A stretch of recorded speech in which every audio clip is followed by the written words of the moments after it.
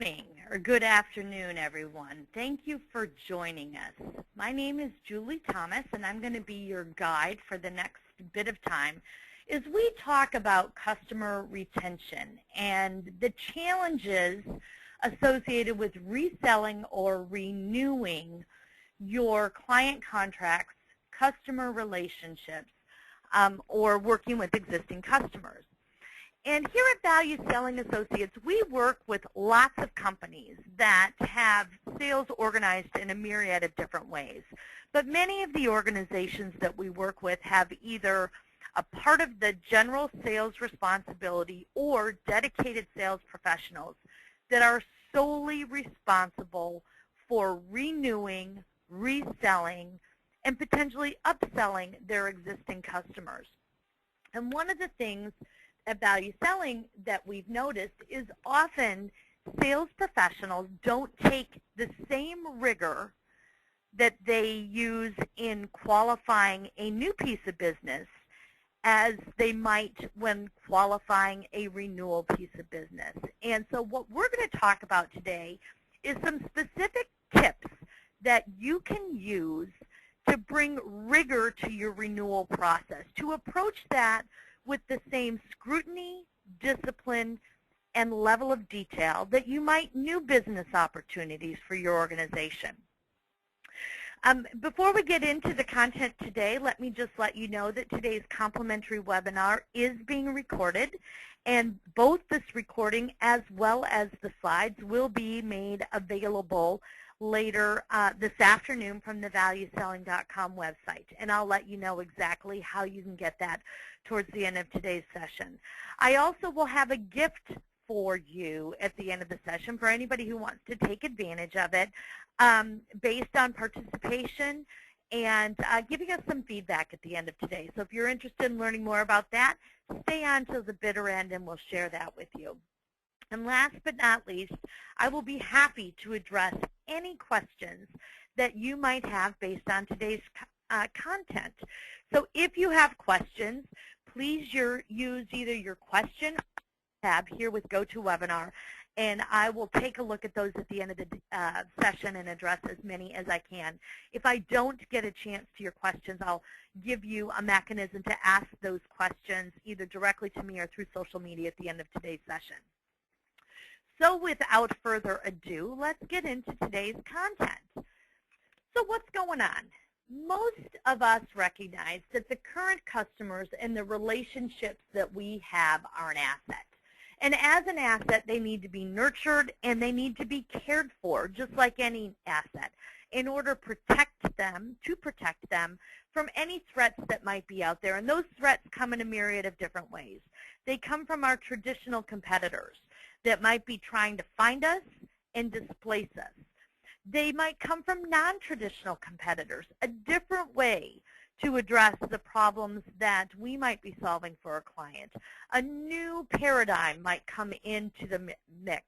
And so we need to really look at those assets and be proactive at protecting them.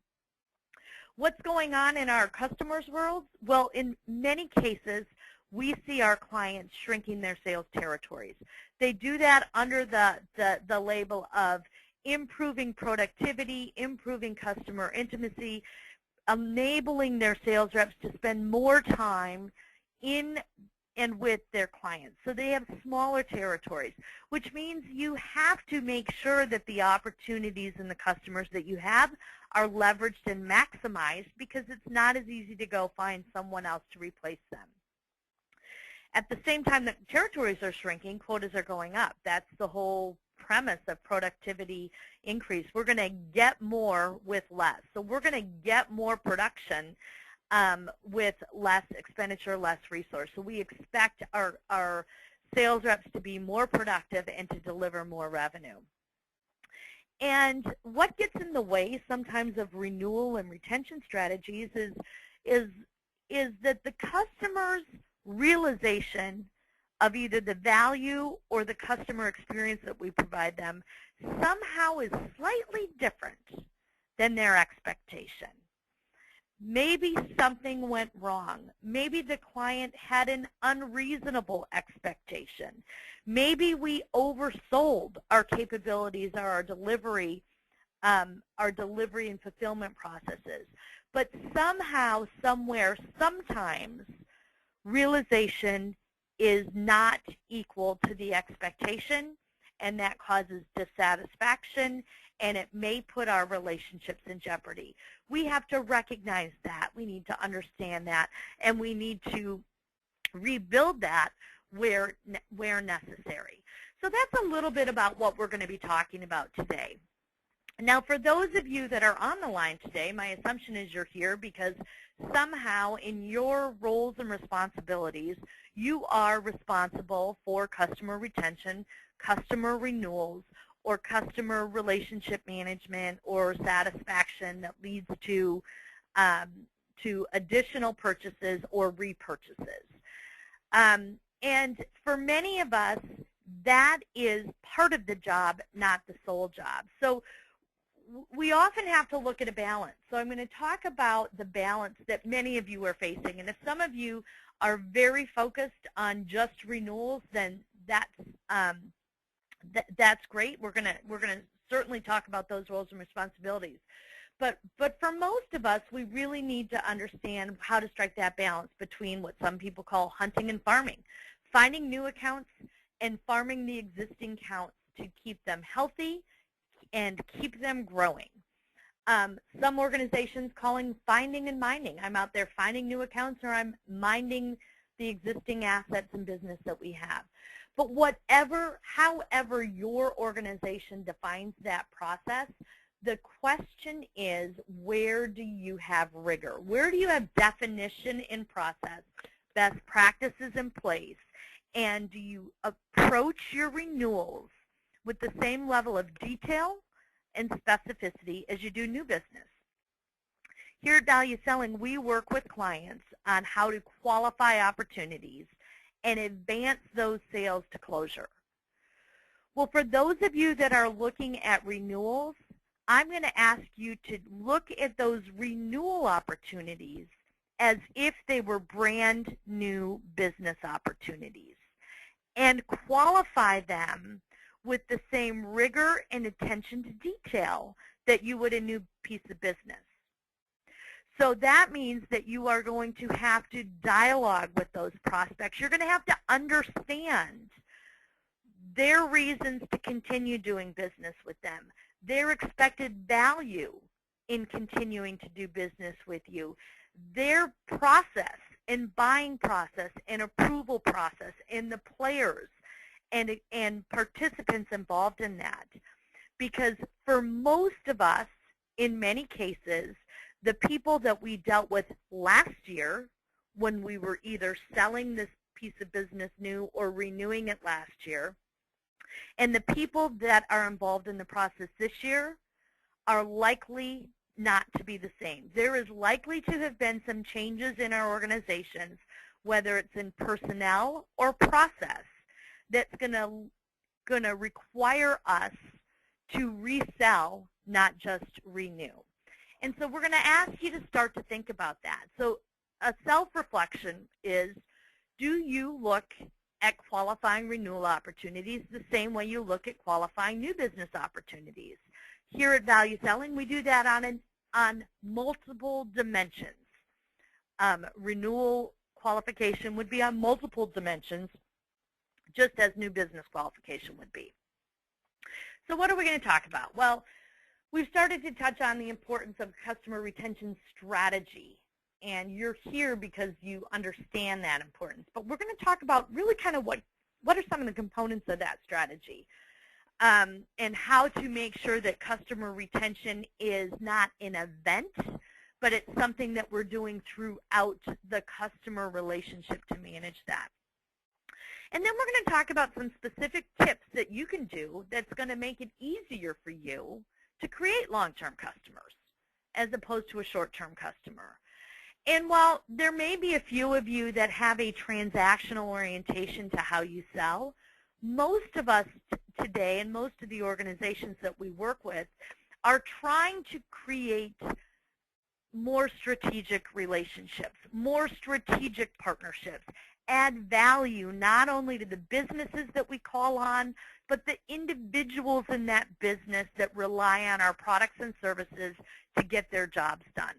And we want to build those strategic relationships so that we can continue to add that value to the businesses and the individuals that we work with. And through that process, when we do it well, we're likely to create additional opportunities for additional products and services for us. Because often, not only are we tasked with renewing our products and services with specific clients, but we're also tasked with growing that footprint. I actually have some clients that only measure quota attainment in terms of incremental growth to those contracts. So if you've got a $100,000 contract in part of your install base and you renew it at $105,000, for some of the clients that I work with, the sales rep only gets $5,000 credit towards their quota because it's an incremental or net quota basis. And those are growth-oriented companies that look at quota production that way. So we need to look at that opportunity for incremental business because we are not likely just to be able to raise our prices every year without incremental value to get that incremental footprint in those clients. So let's go through this, and we're going to talk about a number of different keys to customer retention. And the first key has to do with timing. And so our philosophy here at Value Selling, what we teach our clients that work with us, is that customer retention is not an event. As a matter of fact, your customer retention process and strategy, if that is key to your sales process, starts during the initial sales process before they even sign on the dotted line the first time. Because our ability to effectively retain those customers has everything to do with the customer's expectations when they buy from us. Are they buying the right solution? If we have a customer who is solving a set of problems with a wrong solution from us or has selected an incorrect offering from us, either because of lack of knowledge, lack of insight, or whatever reason, trying to shoehorn a square peg into a round hole, they are likely to be dissatisfied, and we need to mitigate the risk of that dissatisfaction up front. So are we managing expectations effectively, honestly, in order to make sure that we build these long-term relationships? Are we focused on value? Are we focused on the long-term strategic relationship that we have? And are we then going to build those steps and tactics and milestones that lead to a successful customer engagement and improve our likelihood of renewing that customer into the future term of the contract that we have for them? So I work with a client, and one of the wraps on this particular client was from many of their large clients is, you know what, I see my sales rep twice a year. Once when they come to pick up the order, and the second time 12 months later when they show up to ask me to renew it. And there's no checkpoints, there's no proactive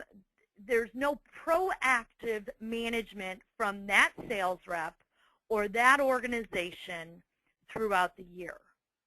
And so the company that was accused of that acknowledged that, and they now built in specific objectives for sales reps to meet with their clients on a regular basis to focus on, are you getting the value?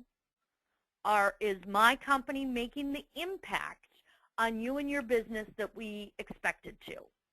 And they're doing that at 90-day intervals with that client, with the expectation that if something is amiss, if there is a mismatch of expectations, if there is a dissatisfaction somewhere for some reason, whether it's reasonable or unreasonable, they will have time to repair the situation prior to the contract being due.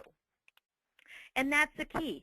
At the end of the day, if our customers are dissatisfied, it doesn't matter if their dissatisfaction is warranted or unwarranted, reasonable or unreasonable. We need to address it so that we can turn that situation around in order to maintain those relationships over time. And I'm sure there are people on the line that have dealt with some clients that had unrealistic expectations and therefore were dissatisfied. And our ability to manage that, reset those expectations, break that vision of the client, and replace it with a vision that we are likely to fulfill and overexceed, the better chances we are to maintain that relationship. As we talk about this as a customer relationship process, there's no question, as I look at those of you that are on the line today, many of you, I'm familiar with your businesses, and you represent businesses selling to other businesses. But good, bad, or indifferent, businesses don't make buying decisions. Bricks and mortar don't sign purchase orders. People do. So our job as sales reps is to develop a web of personal relationships with all of the stakeholders and key buyers that we work with in those organizations. Some of those might be technical buyers. Some of those might be financial analysts. Some of those might be executive managers. And we might also have to build relationships with the actual end users, the people with their hands on the products and services that we sell. And we develop that relationship process in order to establish our credibility, establish ourselves as knowledgeable and problem solvers by our follow-up, by our effective communication. But a customer retention strategy, think of that net that you cast within the organizations that you're calling on, and how you can broaden that net to build those trust-based relationships with a multitude of people, not just a single person. Years ago, we worked with a company that was in the software industry, and they were selling software to smaller businesses. And they knew that the person who bought their software was the head of IT, whatever the title of that person in the head of IT was. And they were very effective at selling to those people. But in the small businesses that they were calling on, this particular industry didn't have a reputation of paying very well. As a matter of fact, it was not-for-profit. So not-for-profits, you know, a lot of people work there because they have mission alignment with the not-for-profit itself, but they're not there because they're going to have uncapped earning potential that they might have in a for-profit entity. And so what happened is, over time, the people they were calling on, there was a lot of turnover in those roles. And what this organization found is every time the person that they were calling on turned over, either their new business opportunity or their renewal opportunity stalled out and became at risk and became in jeopardy. So their strategy was to partner with value selling to build some skills to expand their net in the organization. So they were no longer calling on a single buyer. They were building relationships with a multitude of executives on different levels. And they had to create messaging and learn how to talk to some of these people outside of the technology world. But what they found was, when they did that, because they had a multitude of relationships or multiple relationships within that organization, their renewal rate went up significantly in the first year that they put that strategy in place. Because the risk to their renewal when one person left the organization was mitigated based on the relationships they built with other people in the organization. And so this people buy from people concept in the renewals is really critical. And think about how you can expand that net and cast a broader net in that relationship and add value to other areas of the business and other key executives in the business so that you can mitigate the risk that if something happens to the key buyer or the key power in your organization, that you're not at risk to lose the whole relationship. One of the other keys associated with retention is this whole idea of expectations. At the end of the day, our customers expect to get what they expect to get. And so we need to make sure that we fully understand that we can shape that effectively so that their expectations are not unrealistic, and manage that as effectively as possible. And that is, we do that during our sales process, and here at Value Selling, we teach our sales reps how to, during the sales process, bring the client into the client relationship. We kind of call it becoming a mental user of your product, and talking about how we're going to continue to support them and manage them and help them through that process. But we do need to understand that this whole concept of buyer's remorse is real. And if something goes wrong early, likely the client is going to immediately think, oh my God, I made a big mistake. And it happens all the time. I recently bought a piece of software here for our business. Sales rep was very effective. Sales rep did a really good job. Very shortly after implementing this piece of software, I found out that I couldn't get one little tiny capability that I used to have in the competitive alternative that I used. Now, it wasn't a deal stopper. It wasn't anything that I can't overcome in our business, and we have found some ways to overcome it. But my immediate reaction was, oh my gosh, here we go again. I did not make the best decision on this piece of software, and now I'm stuck. And I shared that with the sales rep, who is now finding a workaround with me to make sure that I don't have that feeling lingering. But it happens with our buyers. It happens to us when we buy something that's critical for our homes or our business. And so the sales rep's job to reinforce the positive aspects of that buying decision early and often can be a great way to overcome any potential buyer's remorse, and the fact that that buyer's remorse might linger and leave a bad taste in their mouth, so that when the time is right, they're open to alternatives. And they're open to looking at that if that remorse is still there. And so really think about how you manage those expectations and how you manage them throughout the sales cycle, and the critical care and attention you give to those clients just after they purchase, just after they start getting engaged with your products, your services, your people, your solutions, to make sure everything continues to go smoothly and that you can fix that as quickly as possible. At the end of the day, the client's expectations are typically about the value they expect to receive. And when we're selling, we are being very deliberate about understanding not only the value that's expected to be realized by the business. You implement my solution, you're going to improve your productivity and thus drive cost out of your business. You're going to enable yourself to go into new markets more effectively, faster, and therefore your revenue is going to grow. Or you're going to achieve something, do something that enables you to be regulatory compliant. I mean, let's face it, here in the U.S. over the last few days, a lot of businesses are going through various gyrations to prove that they're compliant to the Affordable Health Care, whether it's providing notices to employees, giving them options, whatever it is. All of those activities and costs are all to be regulatory compliant and ultimately avoid any risks of penalties here, and so we all have to do that. So are we adding value to that business? Helping them make money, helping them save money, or helping them stay compliant?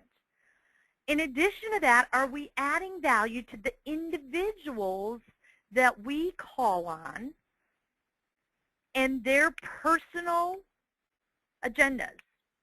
I was recently working with a client, and their one of their number one objectives for them to teach their global sales organization is to understand what they call the emotional state of the buyer, so that they can further their sales by connecting to that. At Value Selling, we call that personal value, and it's understanding what's important and what is valued by the individuals that we call on and aligning to that. So do we add value to those? And are we meeting the expectations of what they anticipate that value to be? Are we meeting their needs? Is our solution doing what we said it would do? Often we absolutely know what those needs are. We often get a very specific list of requirements. I need A, B, C, or D. But sometimes those clients forget to mention that they also need E and F. So are we positioned to meet all the known needs and have a plan in place if unknown needs surface that we're ready to address those and mitigate those? And then part of our value as a trust-based advisor and this credibility, advisor to these clients and coming in is to help anticipate needs. Often you all have perspective that our clients don't have. And just like physicians are taught, never diagnose your own illness, sometimes our clients are not as effective at diagnosing their challenges and everything that they might need, solely because they don't have the perspective that you have in working with a number of different companies who are dealing with the same things. So does that put you in a position to anticipate needs and be proactive? Being proactive during the renewal cycle, being proactive as a mechanism to upsell, and being proactive as a way to exceed their expectations through this process and solidify the relationship even more. The third key, we're going to talk about alignment. And this goes to, have we sold the right product to begin with? If we have shoehorned a square peg into a round hole, we are likely to have a dissatisfied client no matter what's happening. So we need to make sure that we are selling the right product. And that starts in the sales process. And it starts often when a client says, I want to buy this, or I need this. And we take the order without doing any further due diligence. Sometimes that's really good. Sometimes the client has bought the wrong thing. Not that any of your clients have ever made a mistake like that, but I've seen it happen with other sales reps, where a client might have been a customer either in a prior company, a prior life, or a period of time ago. And they may know the brands that you have, or they may know your reputation in the market and pick up the phone and say, I want to call you for this. But what they don't know is there may be a better way to solve the problems they're trying to solve than the solution that they have self-selected for themselves. So making sure that you've got a good alignment. At Value Selling, we call that a vision match. That means that we have confirmation between the buyer and the seller that what's going on in their business and the associated problems with that are completely aligned and matched up to our solution. And that confirmation of those three metrics, business issues, the associated with problem, and the elements of our solution that knows and ensures that we have that good alignment or have a complete confirmed vision match. Often we have insight to what they think they need, which is their solution, their view of the solution, or we may have a little bit of insight to what problems they're going to solve, but we don't have that fully connected and confirmed and clarified between us. And when we make any assumptions like that, we just need to acknowledge that we could be at risk down the road that that customer will ultimately be dissatisfied because we haven't done a good job on that alignment. We talk about that being addressing the product being mined at the buyer. Our customers know, generally speaking, they have ideas of what they need. They might need, a piece of software. They might need a specific service. They might need a distribution vehicle to get different products in the hands of their organization or what have you. And so we need to make sure that we understand exactly what that product is in the mind of the buyer so that we can either shape it or replace it with the right product if they've got their eye on the wrong one. And this is our ability to engage effectively with the sales reps. Again, back to what I said early on, this is an area that many of us do extremely well with new business opportunities. We don't always do it as well with renewal opportunities.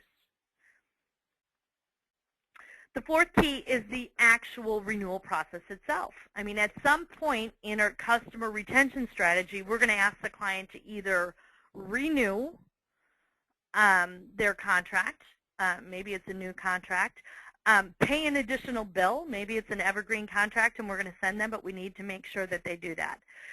So again, we want to treat that as a sales cycle, with the rigor of a sales cycle. If any of you remember sociology back from your days in high school or college, there was a doctor, his name was Dr. Maslow, and he had a hierarchy of needs. And he said, okay, human beings can only deal with layers of needs. So our first need was is basically for food and shelter. And once that's satisfied, then food and shelter no longer motivate us. We're motivated by a higher level needs, love and acceptance. And he goes into all these different things that we need. So once a need is satisfied, according to Dr. Maslow, it no longer is a motivating factor for you to do something. If you're not, cold and wet and living outside, you are no longer motivated to seek shelter. So while that's kind of a very simplistic analogy, it plays in business too. If we met a need that a client had last year and that need no longer exists going forward, then that will no longer be a motivating factor to entice that particular buyer to remain in a client relationship with us. So in certain situations, we need to go and identify new needs for them to continue that relationship, because if a need has been met or satisfied, according to Dr. Maslow, it is no longer a motivating factor. And so there are some needs that are ongoing. And you may have a product that satisfies an ongoing need, and in those situations, then you're connecting to that and just making sure that that connection between your product and service and their need is still as solid as the first day that they chose to buy from you. But in certain situations, you may need to reevaluate that need, discover a new need, or a new reason for them to continue to do the business with us. Again, this is rigor. It requires customer intimacy. It requires customer engagement. It also requires you to know the business of the individuals that you're calling on so that you can do this effectively and you can do this well. But coming in and just saying, hey, this is what you bought last year, this is what I'm asking you to buy next year, may not be an effective customer renewal process. You may get an order, but when things go wrong, you will have no mechanism to go back and figure out why it isn't closing as quickly as you can if you haven't taken the time to understand this before you propose that they remain in a relationship with you and your company. And at the end of the day, then this becomes about value. And we've talked about this kind of business value and personal value. We need to understand both for the people that we're calling on. And the stronger our relationships with those people, the higher the likelihood is that we're going to have good insight to this personal value. But without both, we are at risk to have a challenge in renewing that. And I work with a lot of clients, again, that come in and they say, well, last year we saved you, X dollars because you used our service well. And they focus on the history, which is great because you proved your value. But they don't take that and focus on, so what can we do next year? What's the stake in the ground next year? What are the challenges and the issues that you have next year or next term or next period, so that we can start to focus on the future value of maintaining a relationship. And so while it's fantastic to know that past value and that historical data, we need to also focus on the future value, the expected value, the new value that they will gain by continuing a relationship. The next key that I want to talk about is, let's face it, sometimes things go wrong. For many of us, we manage people and projects with other people in organizations, and sometimes things just go wrong. They don't happen the way we thought they would. Sometimes it's because somebody made a mistake. Sometimes it's because there's some uncontrollable factor that puts itself in the mix. I was working with a client in a different country a couple months ago, and their products were delivered on a regular basis to their clients. So every week a truck would come up and deliver what these clients had bought from this company. Well, the trucking company that they dealt with had a strike. And so there was a mitigating factor that impacted the customer relationship that had to be addressed. And it caused some problems for my customer. It caused some problems for their customers. But it had to be addressed. And it wasn't that anybody had done something wrong. It was that there was some uncontrollable factor. Worked with another company in Canada, and they had some issues with weather at one point, and it impacted their ability to deliver on a regular basis. So they had to fix some things and make it right for some customers. So what are some keys that we can do? Number one, we just need to acknowledge. If we don't acknowledge something's broken, we can't fix it. We can't make excuses. We can't hide for it. We need to be honest, and we need to be willing to face the truth, even when it's uncomfortable, and even when we are personally at risk that something that it was either something we did or something that we didn't do that led to this situation. Number two, obviously the sooner we can address problems as they come up, the better. But if you're in a situation where something has happened and it feels like, oh my gosh, now, how do I go back? It's never too late to fix these things. Go back and make the effort to try to address it. Because for many people, small steps can make a huge difference. And you can always use resources within your organization to do that. If there's a situation where you can fall on the sword and use somebody, then do it. And maintain those relationships, but make it right. Don't avoid and don't ignore those situations. I was talking to a sales rep a couple weeks ago when I was working in a classroom with them, and they had a situation where they knew the client wasn't happy, and they were a telecommunications provider, and they had some infrastructure issues for whatever reason that caused a couple outages for a couple of their key clients. And the sales rep was very honest and said, I'm really just kind of avoiding this client because I know he's going to scream at me, and I know I've got a huge problem. And as you talk to him, you just said, wait a second, is it going to get better if you don't communicate?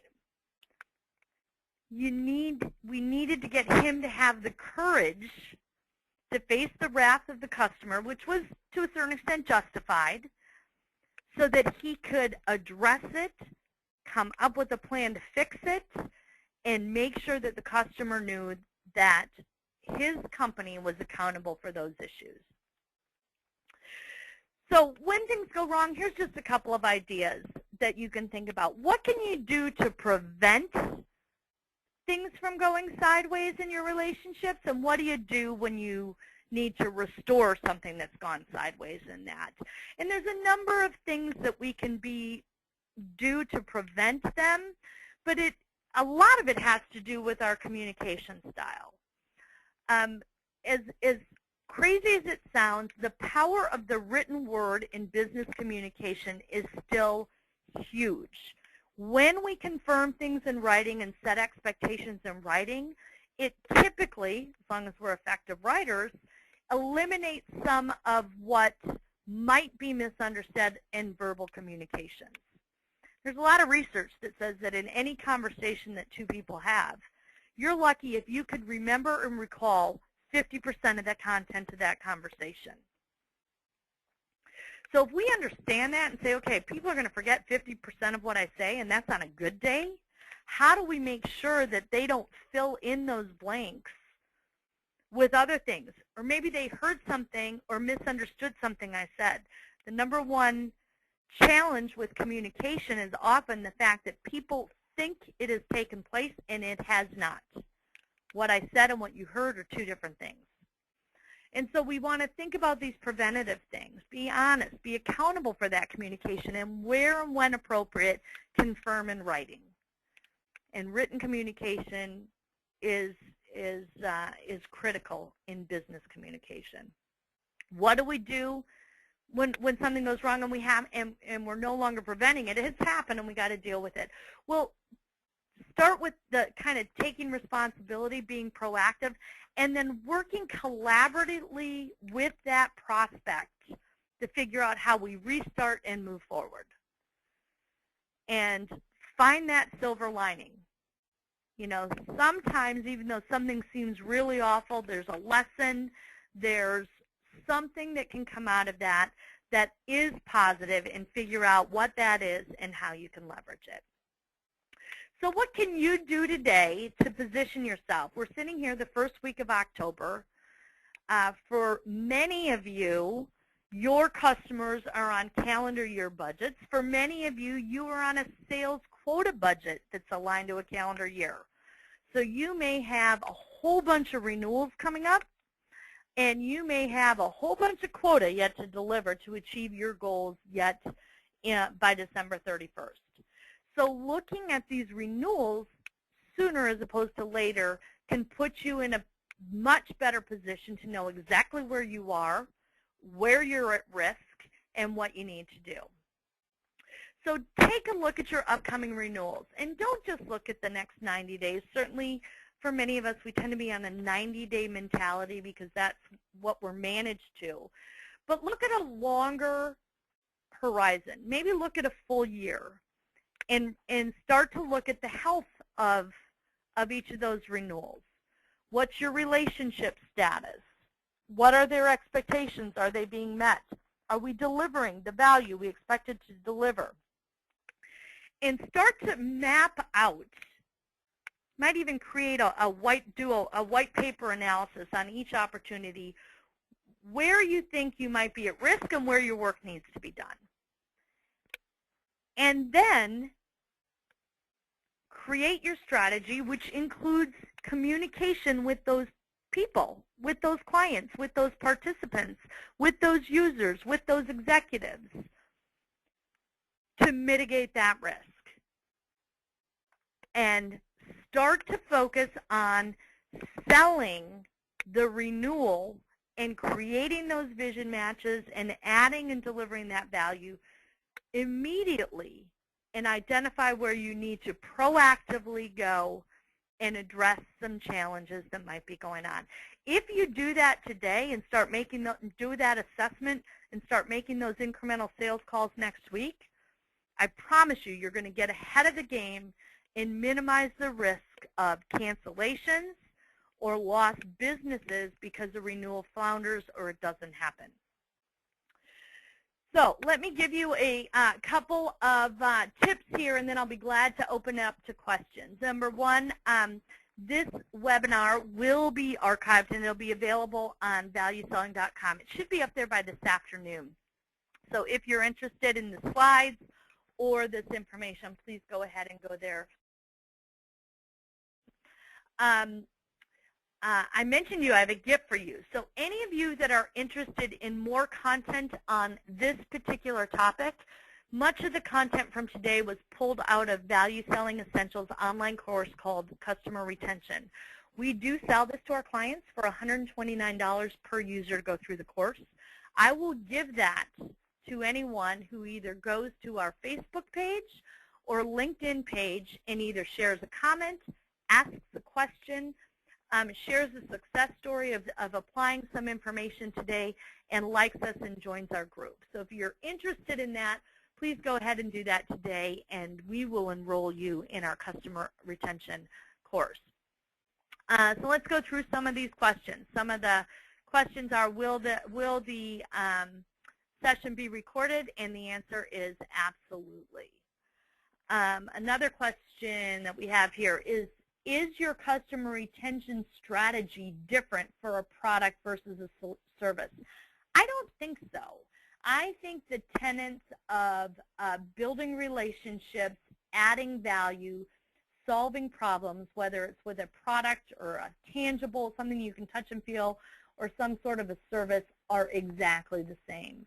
I think sometimes with a service, customers may make more assumptions, and there might be a greater likelihood for misexpectations, but I don't think the process itself is any different. And so I'm looking, I don't see many more questions here. So with that, let me let you know when our next webinar will be, and that'll be November 6th. And we're going to talk about getting ready for this year-end push. As I just mentioned, for many of you, I know you are on calendar years and calendar quotas, and this is a big quota quarter for many of us. And if you're specifically not on a year-end quota, there's a good chance that many of your clients and your prospects are. They might be looking, they might have budgets left to spend, they might be out of budget, which puts you at risk for getting new business in 2013 and pushing it to 2014.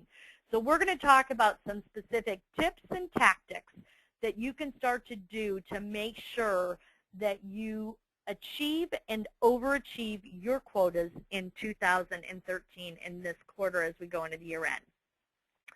So last but not least, should you have any questions or comments for me or for Value Selling Associates, please feel free to send us an email, call me directly, or as I mentioned, go to either our Facebook page, which is Value Selling Associates, or our LinkedIn page, which again we have a group called Value Selling, or visit my page, which is Julie. Find me on LinkedIn, connect with me, and join the group that way. I look forward to seeing you in November. Hope you all have a wonderful day, and we'll talk to you soon. Take care.